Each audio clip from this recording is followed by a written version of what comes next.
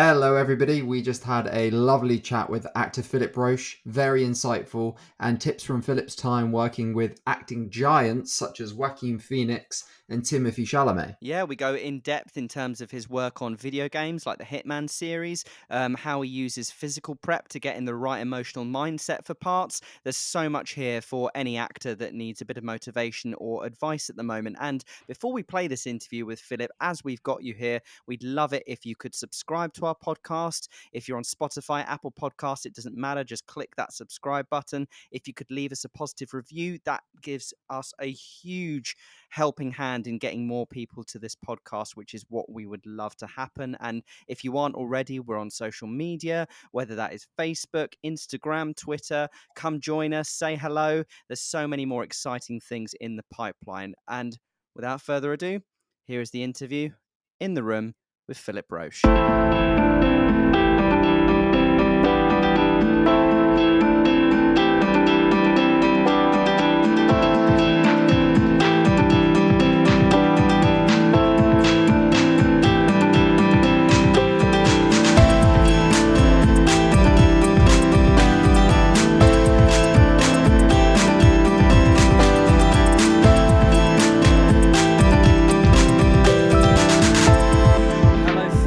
Lovely to have you on the podcast finally. How are you doing this evening? Fantastic. I'm so glad to be here. I've been looking forward to this for ages. How are you guys doing? Yeah, really good, thank you. And we're both really excited to get you on tonight. Yeah, I've been looking forward to it. It's very good to be here. It's great. Yeah, it's great to have a chat with you. Both Christian and I have worked with Philip before on self-tapes, and I think Christian, didn't you work with Philip was that getting into drama school? You worked with Philip on that? Or yes, I've worked with. Christian, that's right. Of course, because I've worked with both you chaps when you've had auditions and self-tapes and things like that. But it slipped my mind that, Christian, that we've worked together for many months. We worked together for many months when you auditioned for drama school. Yeah, we did. Yeah, that was great, and you did so well. And I think you got into arts ed. I did go to arts ed in the end. Yeah. Yeah, that's great. I was really proud of you. It was great to work with you. Well, great to work with you both. Likewise. Well done for getting that in there, Philip. Thank you. You saved my blushes there by thanking me as well. We'll crack on with the questions. Everyone has a version of the how we got into acting story. That it was all we wanted to do at school, like it's the only lesson we paid attention in, or we were obsessed after going to our first theatre show. There's so many. Yeah. What is yours? Yeah. Okay. Okay. Well, okay. As far as I can, if what my dad told me was accurate, apparently, I don't remember it like this, but apparently when I finished, this is what my dad told me, when I finished my A-levels, apparently I said to my dad, well, I've done my A-levels now, Dad. I better go and get a job. Now, I can't imagine saying that because the thought of getting a job would have been horrific to me. But apparently, that's what I said. And my dad said to me, Philip, you wouldn't like to get a job. Why don't you go to university? So I said, oh, okay, I'll go to university then. And I got an offer at a college affiliated to Liverpool University, and you had to do 3 subjects. And you had to look down the row, these 3 columns of subjects to choose your 3 subjects. And in one column, I chose psychology. In the other column, my favorite one was art, because I've always been into art. And the other column, I came across this thing called drama. I thought, oh, drama acting. That sounds good. I think I'd like that. So that was it. And so I did drama and art. I mean, I dropped psychology in the end. I did drama and art at Liverpool. And that was how. Okay. Interesting. Yeah. So time is money is a phrase synonymous with the film industry. And there's obviously an immense amount of pressure on everyone to get the take or get the shot. in that sort of a charged environment, and that can obviously make acting very, very difficult. You've been in huge projects like The King on Netflix. How do you personally handle the demands of being on set without compromising your work? You mean the pressures that can be involved being on set? Yeah, if the director's like, okay, we need to get this take done now, you Yeah, yeah. know. Yeah, that's a very good question, actually. I mean, I've noticed that pressure at times on various projects. I remember when I did something for the BBC many moons ago called The Secret Agent, and I really enjoyed doing that. I loved the series and I was really happy with my performance. But I remember that we had to, because the time constraints were ludicrous. And so everything had to be got so quickly. And you could really feel the director was a really great guy and he was a good director, very, very good director. Um, I think his name was Charles McDougall. And I could tell that it was very, very important that they got the shots very, very quickly. So you really had to be on the ball. I guess it's when you feel relaxed and you enjoy who you're working with. And I think the most important thing for an actor is to be relaxed, because when you're relaxed, all your ability and all your talent and all your beauty comes out. But if you get tense, and we've all experienced that from time to time, of course, that's when things can get a bit hard for you. So no matter what the pressures are on the set, time pressures or whatever it is, I think the most important thing is always just be relaxed and enjoy yourself. Absolutely. Yeah, and you've mentioned that to me time and time again when we work together. Just, Yeah. just chill out. Staying on the film That was a project. short answer. Sorry. Yeah. So yeah, staying on the film projects that you've been in, Yeah. you've acted opposite or in the same films as stars like Joaquin Phoenix and obviously Timothée Chalamet in The King and Yeah. Meryl Streep. Was Yeah. there anything that you noticed about how these actors behaved on set, and not just from action to cut, but before and after that leads to Okay. performances? Yeah, that's interesting. That's another you're asking very good questions here. Very interesting questions. Um, yeah, that's very interesting actually. Uh, with Joaquin Phoenix, when I worked with him on the Sisters Brothers, uh, I really enjoyed working with him immensely, and with John C. Riley. I love the two scenes that we did.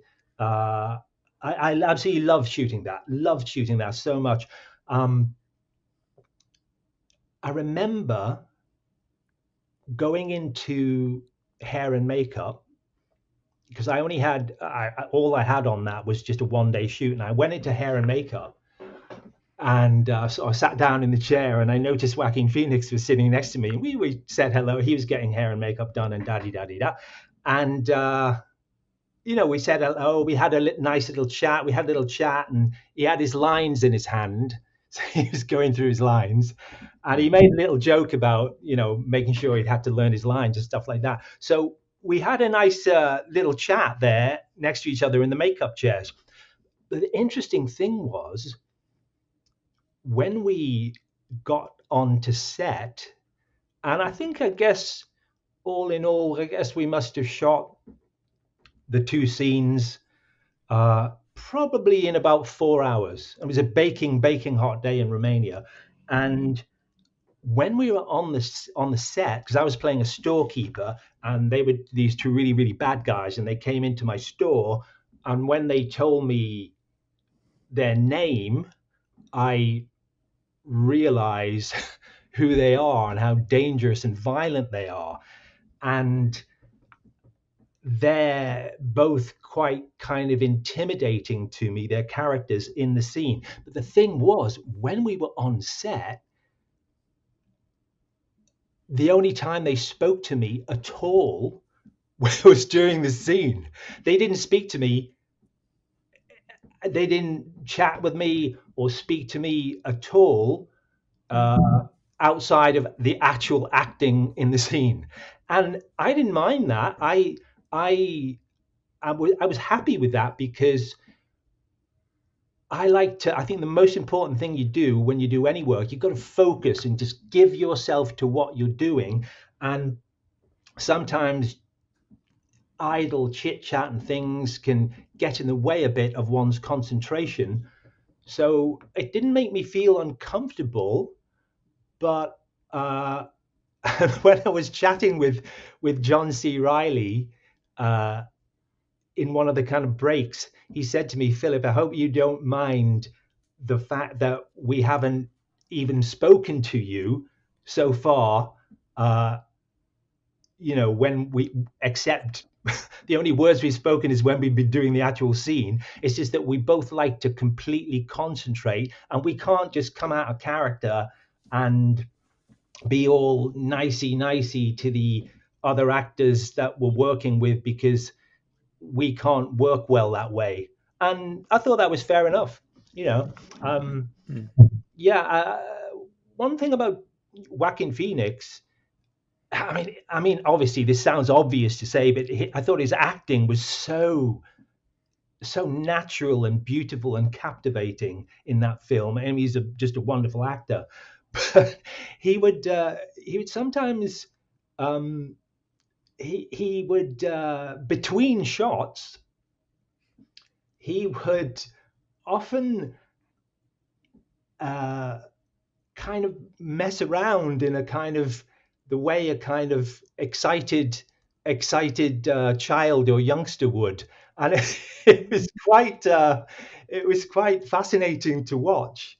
I think maybe he did that to keep spontaneous and things like that. So regarding Joaquin Phoenix, in answer to your question, he sometimes between shots he was just kind of just really normal and chatting with John C. Riley, but sometimes he would frolic around a bit like a child, like an excited child at a fun fair is the Mm. best way to describe it. And that was quite fascinating to watch. But I guess it's whatever works for the actor is good.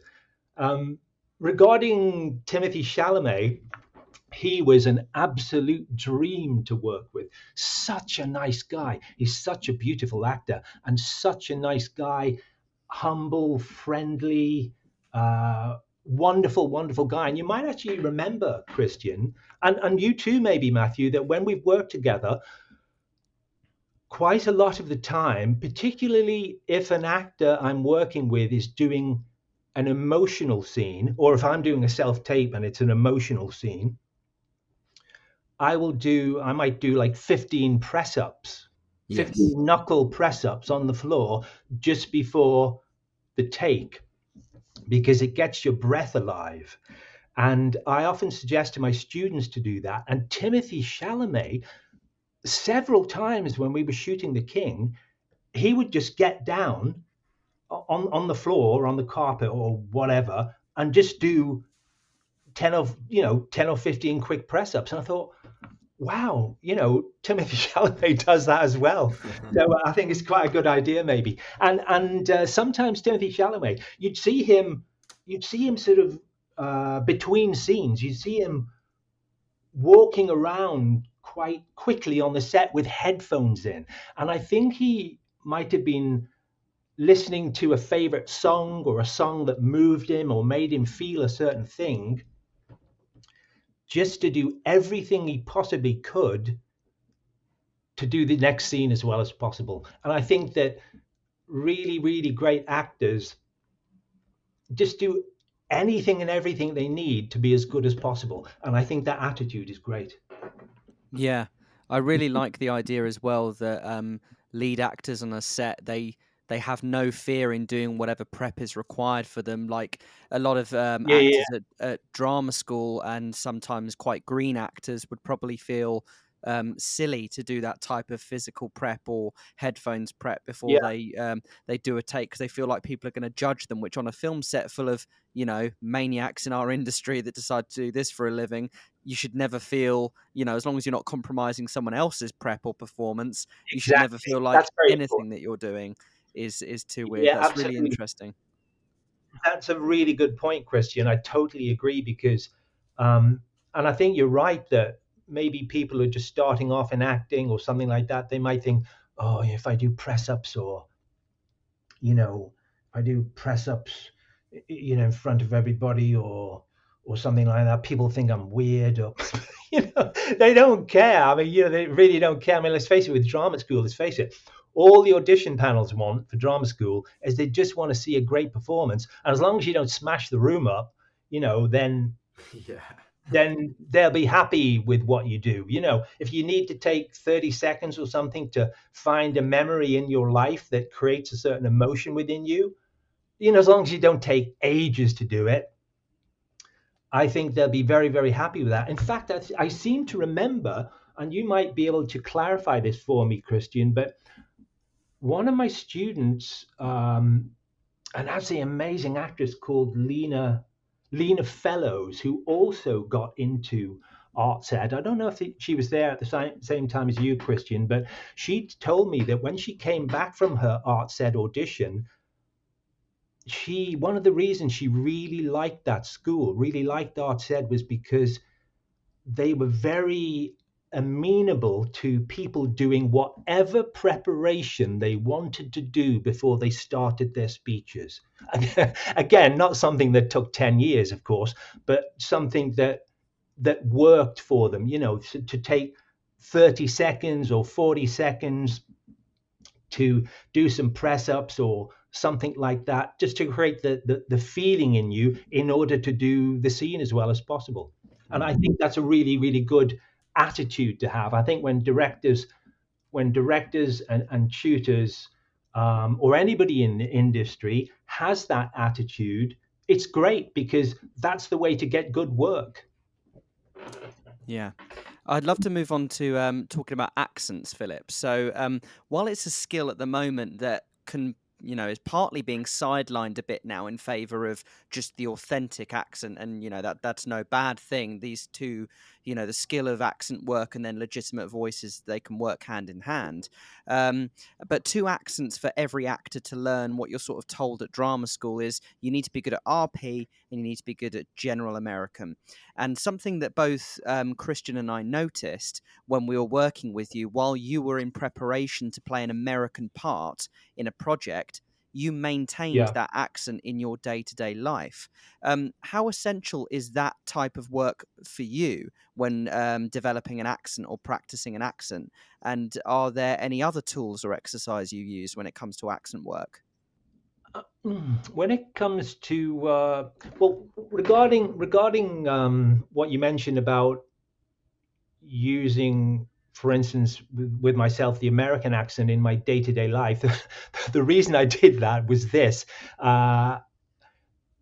You know, it was I've done a lot of for many, many years, a lot of American parts in TV and film, but I got cast in something called Peacemaker about 2 years ago. I think it was a Finnish.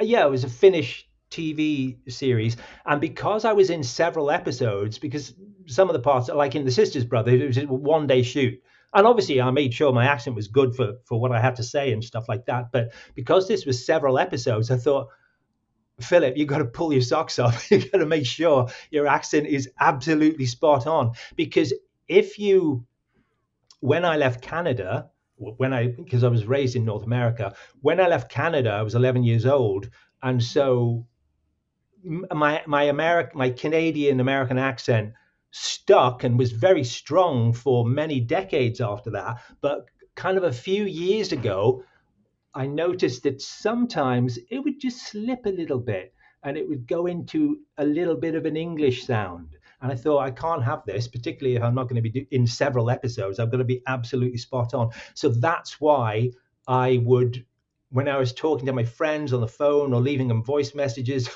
or just even when my students used to come, I used to talk in American accent because I wanted to just immerse myself in it as much as possible.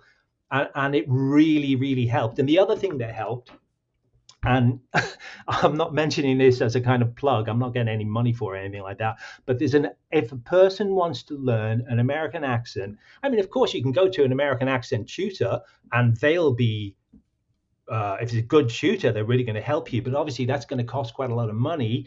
If you want an absolutely cheap way of learning American accent brilliantly, just go to something called American Accent Training. There's YouTube videos, or you can buy her book for like 20 quid, and she sends you all these American accent files that you can listen to as you're going around the house. And I did that. I do it every morning for 20 minutes, even now. And it's incredibly helpful because your organs of speech are just making those American sounds every single day. And so it just becomes part of you. Yeah, 100%. That's some serious commitment to the accent. I remember it was when Christian first introduced me to you to work on an audition tape that came through, or it was to work on my CV because you do various bits and bobs. And I remember, oh yeah, it's Yeah. this English acting coach. And then I called you up, and this American guy answered, and I was like, what is happening here? Who is this man? Did I do that? Did I do that? Yeah, you were in it, Philip. It was great. And it was only about 6 months later, I think, when I went to do another tape for you at some point, and you were speaking English. I was like, oh no, he is English. Well, Oh, you've got an English accent, I think. Yeah, it was. I'm sorry, guys. By the way, I'm not sure if I actually answered your previous question before, but I hope I did. But interestingly enough, I was in this computer game called Hitman, and I played an American character, and one of my actress friends, an amazing actress called Jane Perry, played an English Rose character called Diana in this game, Hitman, and she's Canadian. So it was just, and when we did this kind of interview on YouTube, a lot of the people who were Hitman fans were saying, this is really weird. I can't believe it that the guy playing the Constant, who's an American character, is voiced by a British actor, and the English Rose Diana is voiced by a Canadian actress. So it's whatever works for the project, I think.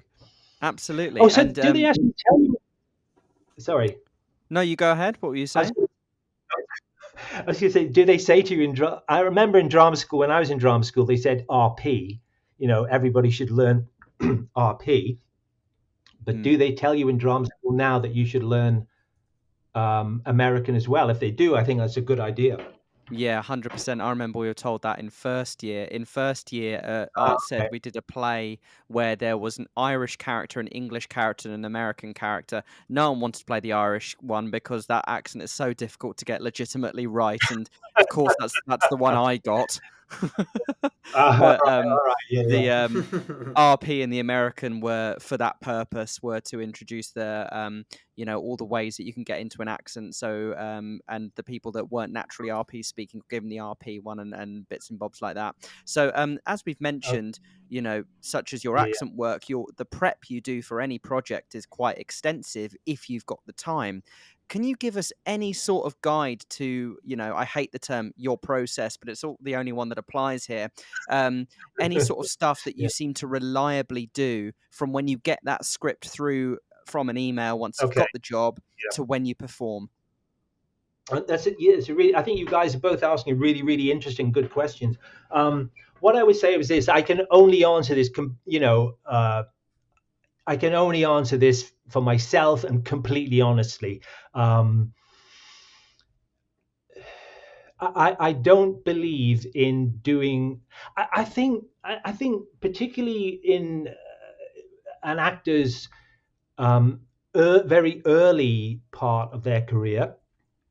I think I found this myself because it's all very new and you're kind of finding your feet and things like that. I think sometimes a lot of actors tend to think, oh, well, I've been cast in this part. I've got to completely immerse myself into it in every way, shape, or form. I've got to figure out, if I did, does my character have a granddad? And what if I have a granddad? What would his favorite color socks be? It's completely irrelevant. If you start asking so many questions like that, it's just going to fog your mind up. I think the most important thing, in my opinion, is to just focus on the essential things. And in my opinion, what I would always focus on is what's my character trying to achieve in that moment, and how does the character feel in that moment, and not to not to act the feeling or display the feeling or show the feeling, but actually feel it inside you. And if you try to achieve your objective and you feel what the character's feeling, I think that's all you need to do. The only other thing that I think, to me, and this is just my opinion, the only other thing that I would think about regarding preparing for a role is, if the character had a very different physicality from myself, if he might be,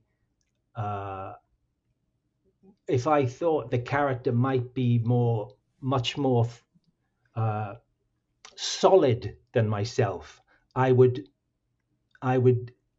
do my best to incorporate that solidity when I was doing the scene. Or if the character would be a kind of lighter character than myself, I would make sure I had that lightness as well. So I think try to achieve your objective, feel what the character's feeling, but also try to physically embody how that person would be. That's what I would do. I wouldn't. I mean, I mean, if I was playing a carpenter, I wouldn't think it necessary to go and build a house. I wouldn't You're go not and doing the build a Daniel house. Day-Lewis. Was it Daniel Day-Lewis that did that? I mean, I he's an think he amazing did actor. that, Let's didn't face he? it. But, I mean, he's got loads of Oscars, so in a way you can't really knock it. But I personally wouldn't do that, because I couldn't believe in doing that. I just work in what you need to do in that scene, in that moment. Here at Actors Coaching International, we like to partner up with the best, which is why we're offering In the Room listeners 20% discount on all of our classes. When booking, simply put in capital letters, In Room 20, that's In Room 20, in the discount code, or email us hello@actorsci.com, mentioning In the Room when booking. Yeah, I think you'll remember, Matt, as well, at drama school when we had a session with Tom Attenborough, and he said, if your granddad had passed away 5 years ago and your girlfriend had cheated on you 3 years ago and your dog had, something had happened to it, and then your line in the film was, "Would you like some milk?" How do you show all that past? Like, what good does it bring? Exactly. So Couldn't yeah, agree more with that. I could not agree more. Guess it yeah. depends where you get As the we were milk just from. talking. Oh, I was just thinking about some cereal. Yeah, totally agree about that. Totally agree. Yeah. We were talking, you touched upon your recurring role in the Hitman franchise. What are the sort of key differences you find in your process on a video game, Yeah. for example, as opposed to getting a film script?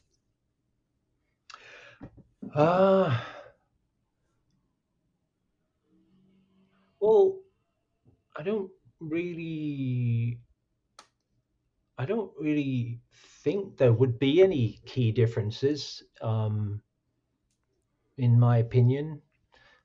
Because I assume it's shot. I assume you go, because I don't know. I've never done a video game, but do you go into like a lot of green screen and you're just acting as if you would on a movie, and then they just CGI that to make? Yeah, I mean, a video basically, game?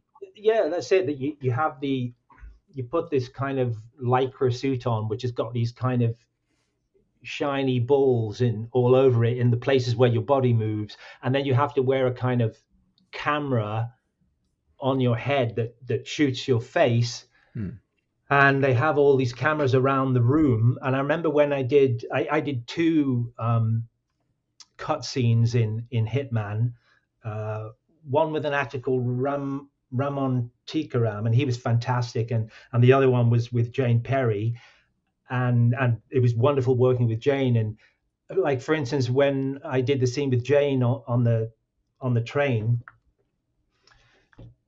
at first you think it was a very subtle scene. It was a very kind of low voice scene, very kind of intimate scene. And at first I thought, how on earth are we going to do this very kind of subtle scene, with a lot of intrigue and mystery and what's going to happen in it? How are we going to do this wearing these cameras on our heads? Which felt so strange, but very quickly, and Jane's such a fantastic actress and we got on so well, you just forget about it and you just give yourself to it. And I think the important thing is, with computer games, they want you to be absolutely natural.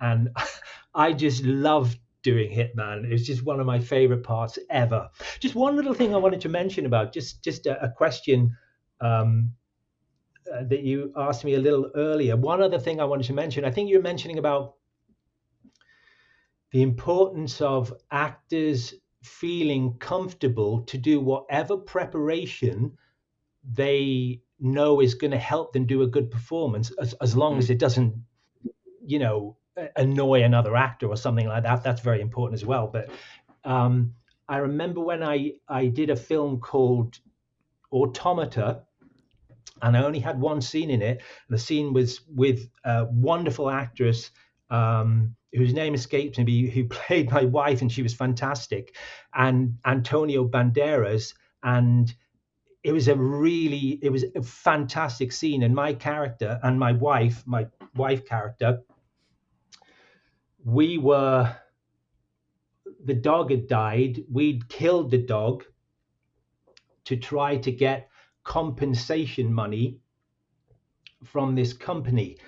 And so when I was talking to the kind of detective Antonio Banderas, who was trying to figure out whether our claim for the insurance money was true or not, I just had to the whole scene I had to spend crying. I had to do the whole scene crying. And obviously we shot me in wide and me in medium close up, then and then Antonio Banderas in all his 3 shots. So basically I spent like the whole day doing that scene. It was a really, really good scene. The whole day having to cry and be crying from the beginning of the scene. And I remember distinctly, before I started to shoot that, because I thought he was going to be angry, and the director said he wanted him to be very upset and crying. And I remember thinking to myself, right, okay, Philip, you've got to make sure you do this really well. You've got to do this. You've got to completely give yourself to this.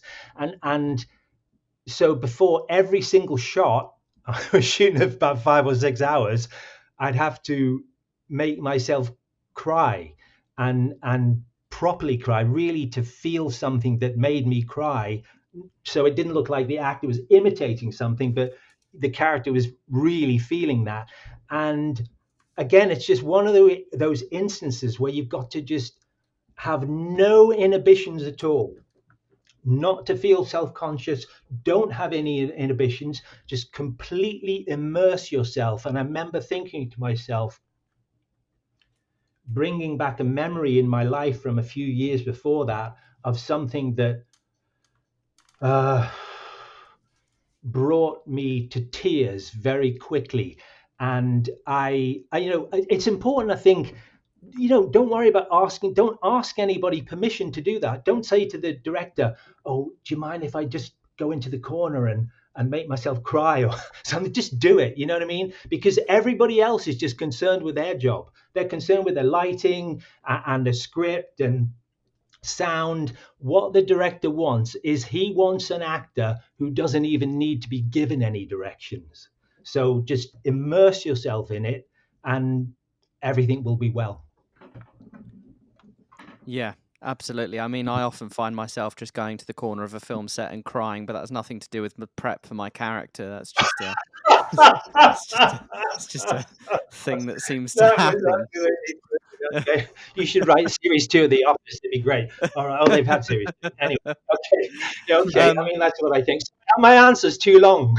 No, I'm not enjoying at all, it. Philip. It's All right, good. anyway. Whatever comes to mind, you let it out. So, we'd love to move You on can always to eat your. the cream cake in the meantime. Sorry. Yeah, Yeah. it's all right. We got the edit. We're good. We can just put in more stories about me crying or stuff like that. It's all good. We'd love to Yeah. talk a bit about Okay. your work as an acting coach. You do multiple things for actors, and one of the things, like you did with Christian, was you work on applicants for drama school auditions. And having Yeah. worked, really successfully with a lot of people throughout the years, what bits of advice do you find yourself giving time after time after time, or common pitfalls that auditionees fall into?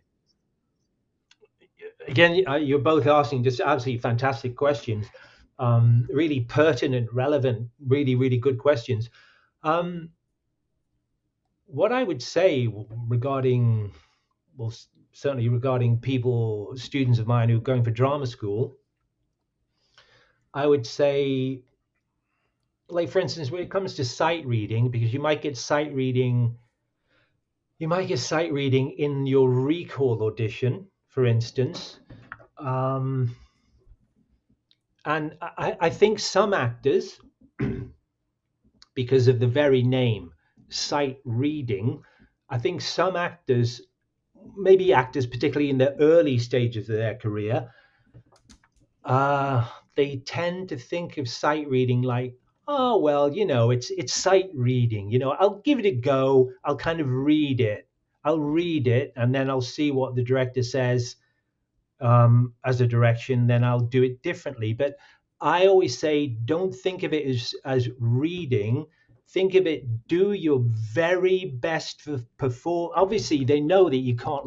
If you've been given a piece of sight reading, and you've had 2 minutes to look at a monologue or something like that, which they might do in a drama school recall, obviously you don't have anywhere near enough time to learn the lines. But don't read it. Do it as if it's your final. Do it as if you've got one chance to get the part. And that will make you do a much better performance than if you have the attitude, I'll just read it, I'll just give it a go. They don't want that. They want a brilliant performance right away. So you should do your best to give that. And again, like I mentioned earlier, when a person's breathing is a person's breath affects us so much in life, in so many situations. When we're happy and laughing, our breath is alive. If we're angry, our breath becomes alive, or sad or in pain, our breath becomes alive. And so if you're doing a scene where the character is feeling a strong emotion in some way, if you as the actor make your breath come alive, it's going to help you act that. It's really going to help you act that so much. Then, so imagine you're going to do some intense, like Isabella from Measure for Measure or something, or Richard II or something like that. I think, Christian, you did a Richard II speech, and just to get a very emotional speech, just to do 10 or 15 press ups before you walk on in that audition to get your breath alive is really, really going to help you hit the ground running in that scene. Or just to take 30 seconds to go back in and feel a feeling from something strong that happened to you in your life, to give you that feeling of joy or tears or whatever it is. Just do whatever you can to get your breath and your feeling in your heart as near to the character as possible, and you're going to be well on the way to getting a recall. Absolutely. Anthony Mendel talks a lot about the breath as well. I've worked Who with does? him quite a lot in London. Sorry, who was that, Christian? Anthony Mendel. Okay, yeah. Yeah. So he's really great, and he talks a lot about the breath. I'd love to move on to another side of what you do, assisting actors in finding an agent or changing rep is another side. Yeah. There are obviously uncontrollable factors when it comes to getting an agent, but what are some actionable steps that actors can take to get signed by the right agent? Yeah, I know I keep saying this. You guys are both asking really, really great questions. What I would say is to get the right agent, I think right. Just think to yourself when you're writing the letter, when you're writing the email itself. Think of obviously think of your most impressive credits, and you want them to stand out in your letter. I mean, I think a lot of actors tend to write their emails to agents a bit like they're writing to a bank, and I mean, it should be formal, but there's ways it can be made more visually exciting. Not to make it too long. Think of what your best credits are, and think of the particular skills and talents you have besides your credits that are going to attract the agent. I think one of the most important things, if you speak it, I mean, let's just imagine that the actor's British or English. If you actually speak another language well, really make that stand out in your letter. Don't just put it on your CV. Don't just have it on Spotlight, because they might be getting lots of lots of emails. Good agents are going to be getting lots of emails. Make it stand out clearly. So imagine you want all your good credits and all your best talents and abilities to absolutely leap out from the page to the reader. So if you speak another language, it's such an important thing and get you so many auditions. You can imagine an actor can, all I can speak is English. Imagine an actor speaks fluent French or really good French. It's really going to help them get cast. Make sure it stands out clearly in your email to the agent. And if you do, for instance, a really good, let's say, American accent or German accent or Italian accent or something like that, again, make it stand out really clearly in your letter. So think of the things that agents want. They want people with good credits, and obviously showreel is going to be really important as well, of course, but they want people of various different nationalities and people that can do the fundamental accents in the world. So, and again, RP is really useful. American's really useful, and actually, I think Australian's quite useful as well, actually, accent-wise.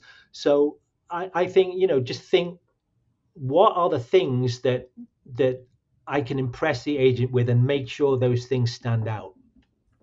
Yeah, that's really interesting, Philip. And actually, it's odd you say Australian there, because I think, Christian, you brought up in another podcast we've done that you had to sing in an Australian accent, didn't you? And then I've done a play audition in an Australian accent, and it just wasn't one I thought was an essential one to know. But having you say that, and then both of us having auditions requiring an Aussie accent, yeah, that's quite interesting. I hadn't considered that one.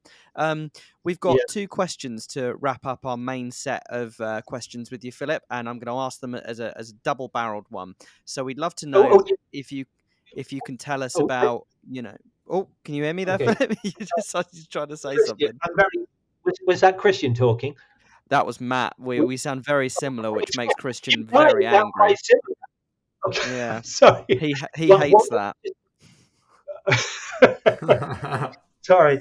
The only other thing I was going to say is, forgive me for interrupting you for a moment. I'm sorry. Is that, I mean, I know this is probably really, really obvious, but, and again, when it comes to writing to agents, make absolutely sure your show reel is as tip top as it possibly can be, because in the end, that is the most important thing about the application, is your show reel. I mean, obviously going for theatre work is different, but if you're going for like film and TV, make sure there's no dead wood on the show reel. Make sure it's a very tight show reel. Make sure it's a show reel that's showing you off. Have as many, I mean, got to make sure your acting's good in every scene, of course, but as many close-ups as you can have. Don't need to tell the story of the scene. You just need to show your good acting work. Make sure your show reel is really great.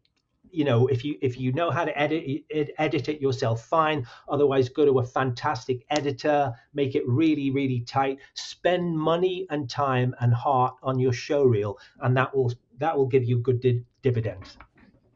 Absolutely. 100% agreed on that. Okay.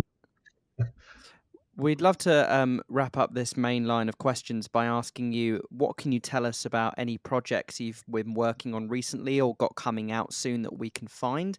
And if, following on from listening to this podcast, if actors would like to work with you as an acting coach, how do they get in contact with you?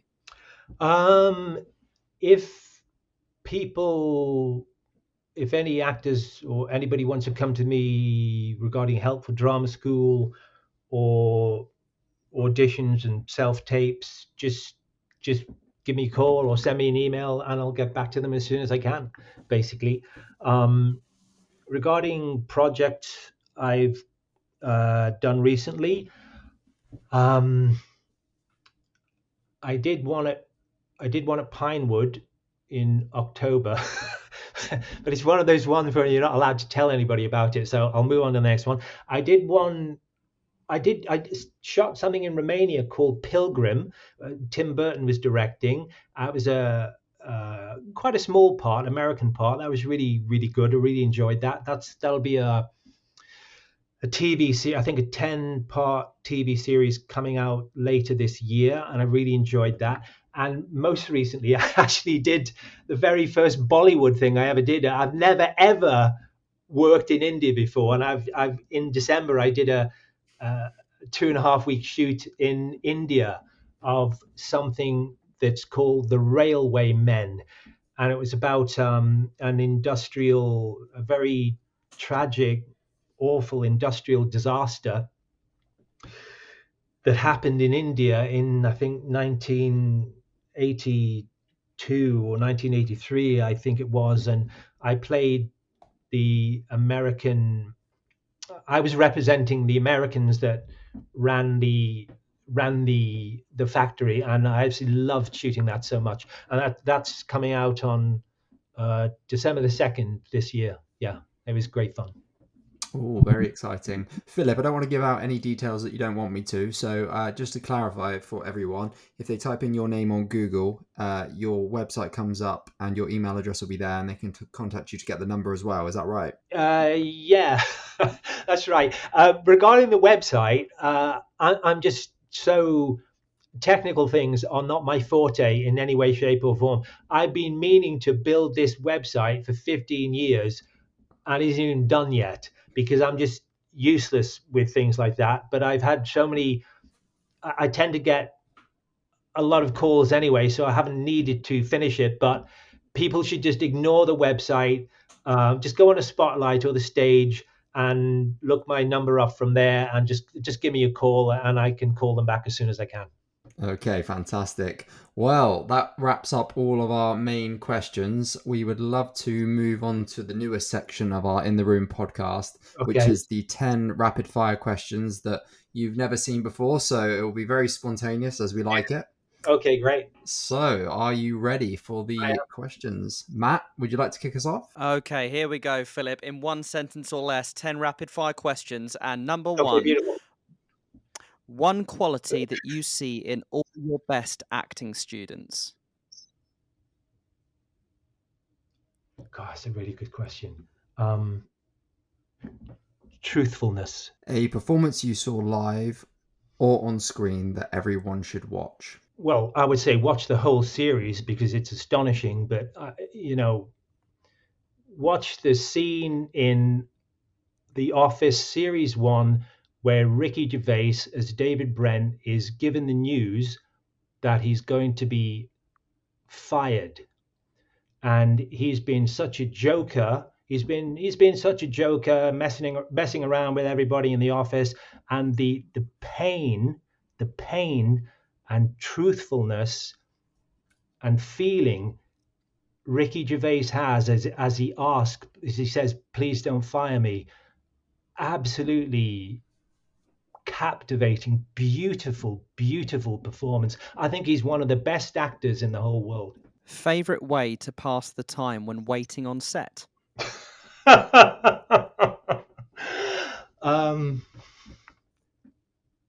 Okay.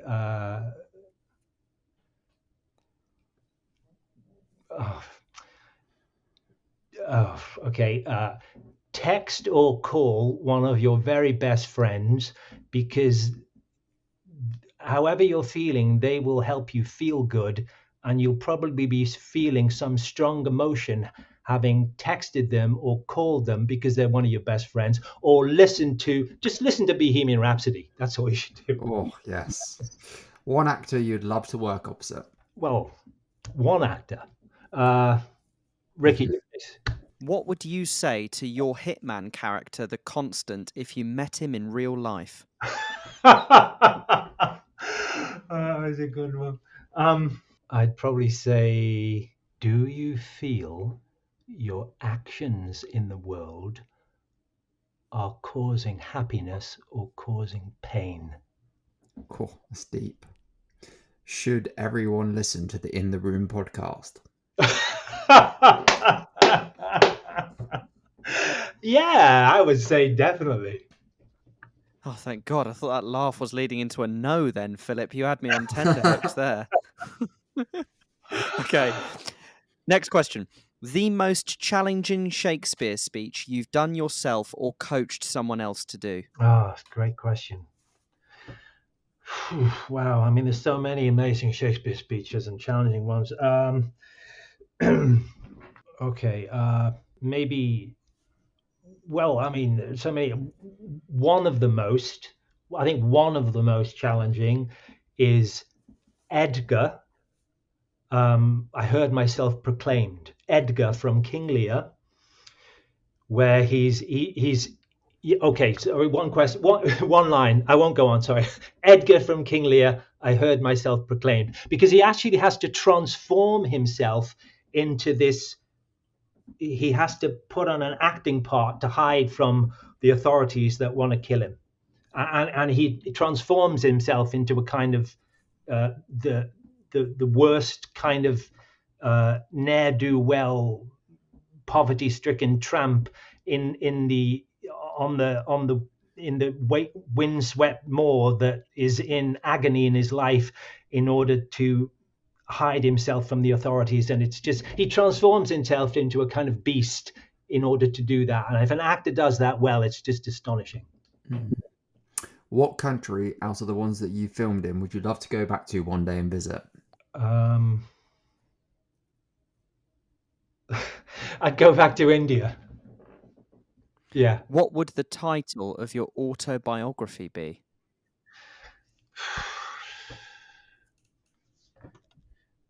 Jeez.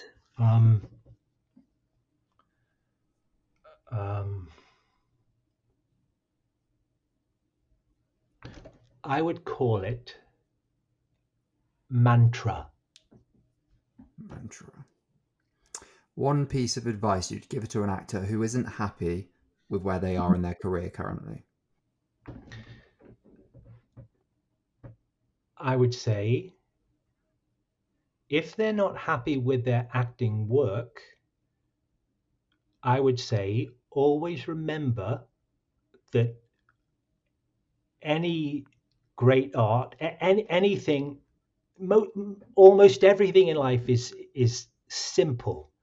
And just think in the scene, just try to achieve your objective and feel what the character is feeling. Don't act the feeling, actually feel what the character is feeling, and try to achieve your objective, because there's every moment in life we're always trying to achieve an objective, except when we're asleep.